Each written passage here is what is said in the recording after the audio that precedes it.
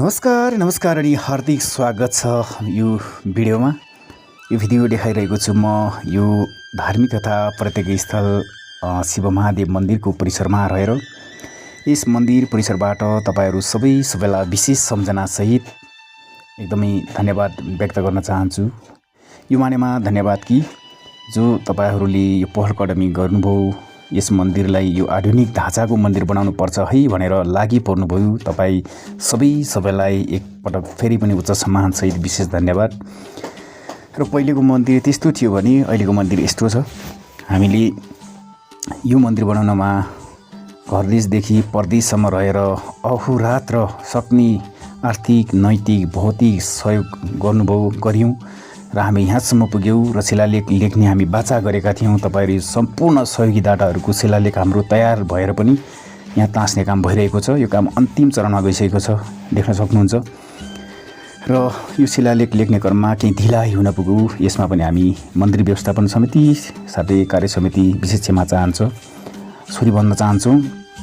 काम गर्दै गर्दा ढिला पक्कै पनि हुन्छ, देख्न सक्नुहुन्छ। यो तरिकाले यसरी बनाइएको छ। कस्तो लाग्यो तपाईहरुलाई भिडियो?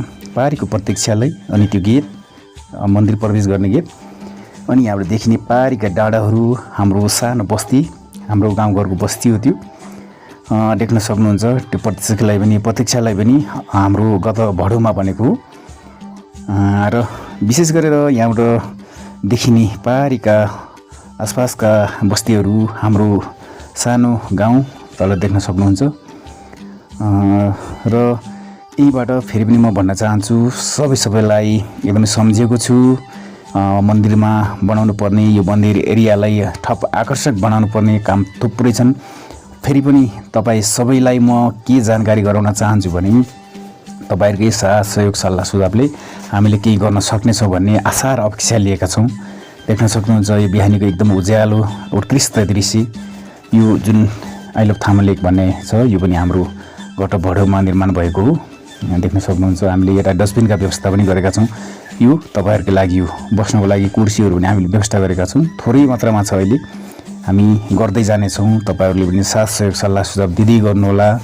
हामीले तपाईहरुकै साथ सहयोग र सल्लाह सुझावले थप केही यो मन्दिरलाई थप व्यवस्थापन गर्नेछौँ भन्ने पनि हामी एकदम सोचिरहेका छौँ, गर्नेछौँ।